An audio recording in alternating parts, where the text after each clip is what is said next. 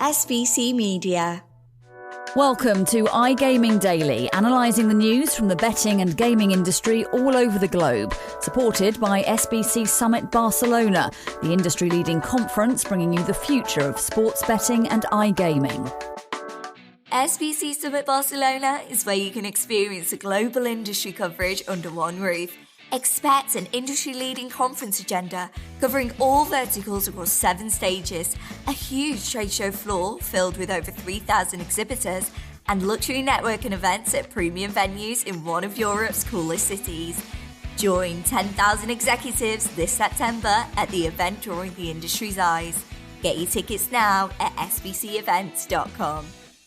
As part of the Alcohol and Gaming Commission of Ontario's mission to further protect young people, online gambling advertising standards in the province could witness a revamp this year.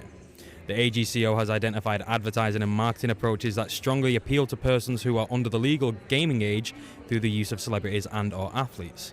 Under the current standard, people that primarily appeal to minors are prohibited from appearing in gaming advertising and marketing used by operators and suppliers. However, the AGCO has proposed raising the threshold so the terms become reasonably expected to appeal to youth and children. This will include athletes, whether active or retired, as well as cartoon figures, social media influencers, and other celebrities and entertainers. And this will be the topic of today's iGaming Daily podcast, sponsored by SBC Summit Barcelona, where I am joined by Paul Burns, the President and CEO of the Canadian Gaming Association. How are you doing today? I am great. How are you? I am really good. I think I've said this on the podcast this week. This is my first time in Canada. I didn't know what to expect about Ontario, apart from the CN Tower, and I absolutely love it. Because I went to New York last month, and I actually prefer Ontario. I love this city to bits. It's a wonderful place. It's Toronto's been my home for my entire life, and it's a wonderful, vibrant city. And you're not the first person who said that to me this week about how much they like it here. So perfect. And I'll just say as well, everyone is so friendly here. They are ridiculously friendly, and it's beautiful to see. It's the Canadian way. It is the Canadian way, and I'm glad it's lived up to the expectation that I had of them. So, perfect. Like I said in the intro, we are talking about the advertising standards announced by the AGCO. So I'll ask the first question to you. Given the AGCO's recent proposal to reform its online gambling advertising standards, including a blanket ban on athletes and influencers and subsequent other campaigns set up to tackle the issues of sports betting or iGaming ads, do you maintain the same stance that you expressed on this topic last year? You were quite vocal about it. Well, we believe that the standards have been very were robust, were thorough when they were brought in. Obviously, one of the unique features of the Ontario Pro regime was the banning of bonusing and inducement language in mass market advertising. And you can say a lot of operators actually appreciated that, and the fact that we've created a different type of relationship. A lot of the marketing has been on brand, product, service, not on bonusing. It's been pretty well received in a lot of circles, but the concern has always been ensuring that the regulated marketplace has a wide array of tools and in the toolbox to be able to advertise. One of the benefits of a regulated regime is being able to advertise. So we need to tell the people of Ontario, these are the sites that are regulated and uphold those very, very robust standards. And so when we look at the totality of the system, very strong KYC provisions at the front end, the restrictions on bonusing inducements, the fact you have to opt in to receive emails and inducements and stuff from your operators, to all of the other responsible gaming measures and requirements, we're thinking it's a pretty strong, sound regime. Now, is there ways to improve and think we can do better in certain things? Yes. We also understand that because of sports betting is the new part, we've had gambling advertising in Canada for decades. So when you look at that, it's like that's the newness. There's sort of a recentism to seeing all of these ads. But we also, express that people have been doing this. The research is saying, is there advertising having an influence on youth? People keep saying there are lots of research. Well, there's no research on the Ontario market. at this point in time. That's something we've asked the AGCO. We'd be happy to be a part of and work with them. Others bringing the stakeholders that are new, the professional sports leagues, the broadcasters, who are part of this ecosystem now, who are just learning the deal with what gaming regulation means, understanding responsibility, and that shared responsibility we all have of ensuring we are offering strong player protection measures and doing everything in a responsible and thoughtful manner. So we're happy to have that discussion. I think we wanted to see better identify the issues we're all trying to solve, identifying those, because I don't know what is, because some people will talk about, the volume. Well, in actual fact, you look at the data, it's not an overwhelming amount of advertising. Is it concentrated on sports programming? Yes. That's obviously for sports books and operators, that's where the customers like to watch, so that's where they like to go. And I think that there's a few other checks and balances in the system. In Canada, there's a body called Think TV. They approve every television ad that goes on the air to a set of standards. They have a set of gaming standards. Some of those standards exceed the AGCO standards. They will look at visuals, actors' facial expressions, what they're trying to imply through body movement, another thing. That's how they review those ads. There's a lot going on. And so what we want to do is part of the consultation and have a discussion with the AGCO. Let's identify the issues we want to solve.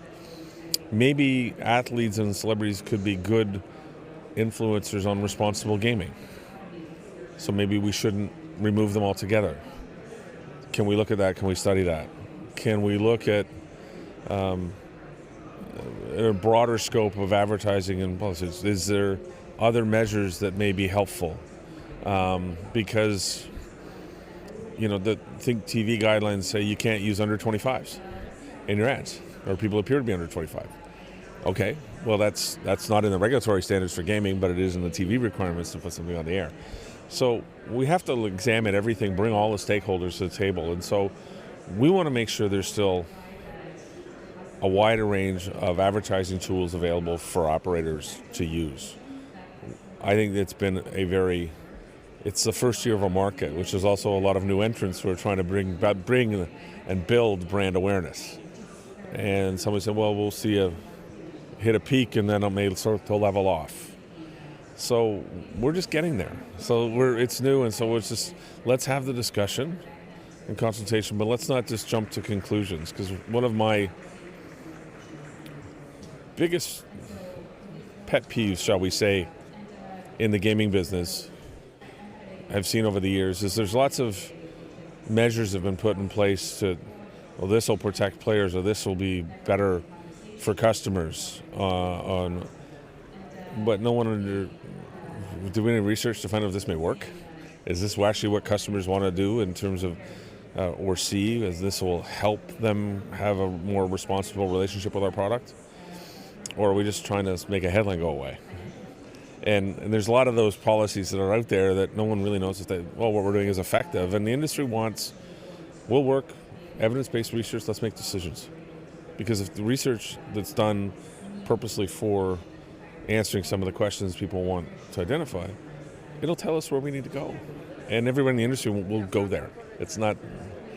So I've spoken to a few people this week about the anniversary of the iGaming in Ontario.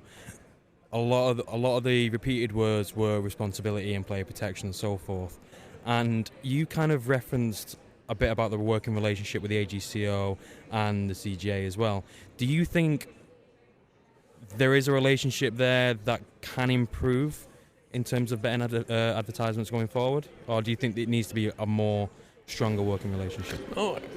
We hope that we asked the AGCO in our response to the written submission to sit down and develop an industry working group. This discussion is not, let's just have it and we never even have again. It's probably an ongoing discussion, like many issues are in the gaming business. It's like there's always changes in evolution to product and customer demands and innovation that comes. So we have to have a dialogue that continues. And so we will say, let's set the table, let's do that. The AGCO and iGaming Ontario built a strong reputation because of the consultation that they've had in building the market, launching it and establishing it and getting operators into the market. Done with a high level of cooperation, consultation, dialogue. And so we say, don't stop now. Let's keep going. And the industry will lean in and be at the table to do what needs to be done. Yeah. So you mentioned operators there. Have you had a lot of discussions with operators since, a lot of them entered the market? You've had a big influx over the past 12 months in Ontario. And is there kind of a fear moving forward that if restrictions become to get tighter and tighter and stricter, that you could see operators leave the market? Because under my understanding, I think only Coolbet has left the market in the last 12 months, which is quite impressive to only have one leave. Well, that's one of the comments that I think has been talked about a lot, is that the sheer laying out a draft regulatory standard as a way of consulting is having a dampening effect on the marketplace. It could. We worry about if advertising restrictions do, in fact, go to a point where it's hard for operators to distinguish brand, to have a voice in the marketplace, that everybody will look twice.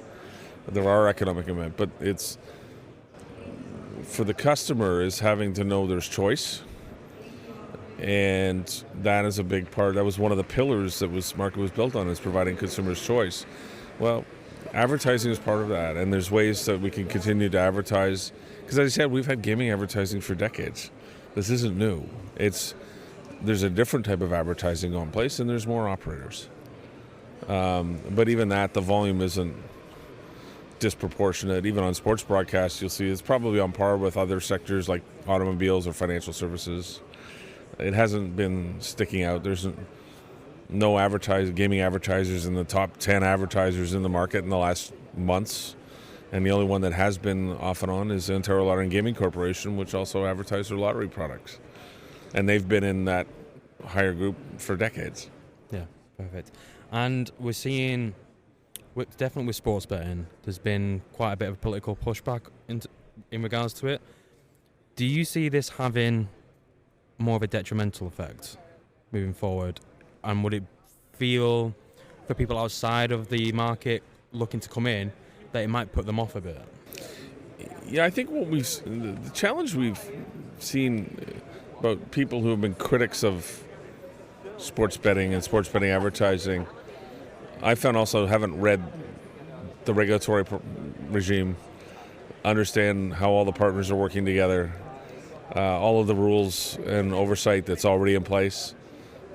A lot of people are being critical without knowing, and taking the time to read the regulatory standards, understand what they mean, understand, as we talked about earlier, the totality of the regime, that it's virtually impossible for a minor to get access to Ontario's system. The only way they would have to is their parents would have to sign them up, because the ID verification requirements are thorough and robust. And there's not been one incident reported or investigated of a minor accessing the system and being able to establish an account. Yeah. Have you or anyone regulatory had any dialogue with a political figure or big figurehead on these regards? Yeah, right now it actually wasn't really an issue that was on the politicians' radar. Like, most were thrilled that the market was here. They understood that advertising is part of a regulatory regime, and with the privilege of coming to market, you get the right to advertise. The Attorney General was a big defender of that and has been. And so I think when you see that it wasn't really a political issue, and then it started to become one mainly through misinformation, to be honest. There's an assumption that there's no regulation, there's no oversight, and these companies are doing whatever they want, which is not true. Where did the misinformation come from? People just not bothering to read. The gaming industry is, people have perceptions. I often say, and I know, we used to do research, there's about 18 to 20% of the population that has a moral objection to gaming. They just don't like it. And then there's others who make assumptions that, because this is happening, this has got to be something bad. It's like, or the gaming industry is not walking into broadcasters and making them put their ads on the air at gunpoint. And the leagues control their broadcasts and what goes in them. That there's a number of parties that sit around the table, and there's lots of checks and balances and oversight. But the one group that wants to ban gambling advertising doesn't know that, and didn't know that betting on sports that predominantly involve minors has already been banned. That was one of their asks. People are going to be betting on minor league sports, and they can, because they hadn't read the regulations. Okay. So I normally round off the podcast on topics like this, just asking, what would you like to see moving forward? But actually what I'm going to ask you, Paul, is if there's anything you want to say now for the listeners, now's your chance. What would you like to say on this topic? No, I think what everybody says, the Ontario market has worked very, very well. When you look at the totality of the marketplace, the AGCO regulations, iGaming Ontario's relationship and requirements for operators through their contracts, there's a very robust set of oversight. There's some of the most robust responsible gaming standards that are in North America, that there is very high KYC, that there is 20 some odd items required regarding advertising standards that already exist, that there are, we have brought stakeholders to the table to work with industry that are new to the gaming industry, and to know that it's been a very good market. We know that a very competitive market, and we want to work hard to make sure that the competitiveness remains, that people are not driven out of the market because of choices around regulatory rule changes or cost of regulation and compliance. But we're here to compete, and those who compete and survive will thrive in this market, and those who don't may leave. But there's room for companies that are still entering the market and choosing and seeing the benefits. So it's an exciting place. It's a work in progress to some degree, but it's a good one. Perfect. Well, Paul, thank you for joining us today. Thanks for having me. Pleasure. Thank you. Thank you for listening to today's episode of iGaming Daily, brought to you in conjunction with SBC Summit Barcelona, being held at the Fira Barcelona Montjuic on the 19th to the 21st of September. If you want to find out more about some of the subjects raised today, feel free to explore any of the sites in the SBC News Network, or check out the latest edition of the SBC Leaders magazine. Happy reading.